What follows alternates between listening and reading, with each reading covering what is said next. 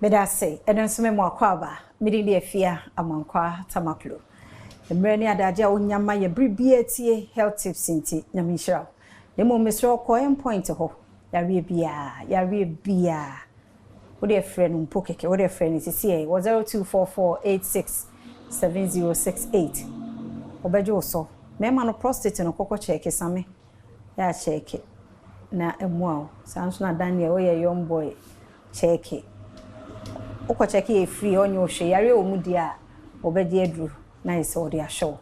Me wa Dr. Richard Kusia Kosa. Wo Frederick Optical. Na wochi Mayopia. Ehun komo. Ya twaso enenso. Tika ye ho. Dog, me mo akwa bene. This if you na pay me also. Ya da se ene encheche a odi maye. Mayopia no ho komo ade na ekose. Me da se. Ye ka Mayopia na make no ye di kan ka say e short sightedness. Ade ben wa ohu no kama but e wachi a na wo hu. Ye ka ne sa no e family. The main first cause e hereditary. Sadia abusunya bi wo ha wo de okala kokko broni e wo ba ne ade no. Saa so na Mayopia no sebi hereditary ye de wo. To bo sa abusunya bi wo ha maame no lie no omucha take glasses excuse me to say. Papa no so no obi a use space. Nice I likely say ansha and kwane bebe na betimi dia fa. Just I be wo akra no say si kire mu no. Na ne eyeball no a bit longer. 80 saa no just say ye hu bibi ansa na akra no wo hu ade. And a one common cause of myopia. And our research will tell you say Sefia enkra there be omote omo phone so na say computer laptop this animal no there be say ya near work. Research will tell you say excessive near work can induce myopia. Ne nyina ne say there be akranete games who are boni ade no a ompia abonten enkwhwa abonten na ne ne free no e kire say omo yesa ne mani nyina it made the myopia ba. If you must try say, especially when go school adru achi no, omo more likely to have myopia than the normal person. And until you can say no, parents do what laptop, what games near their money ba, but na nim kwa no monitor. Akwani go mpa bia myopia kakra woni moja mu. Na wasa tane mana ka ho a emwa. Sa no ebe boa ma myopia no obi mpa ebe progress more. Yes. And until some near ma I was ya adwen koso na ye hwe. Okay. Nti se koba se bi wo obi so no one pay attention one finance anko ho when ani anko ho a etimi frɛ ye ni ana. Me da say untreated myopia yanso anontem no ye frɛ baby amblyopia.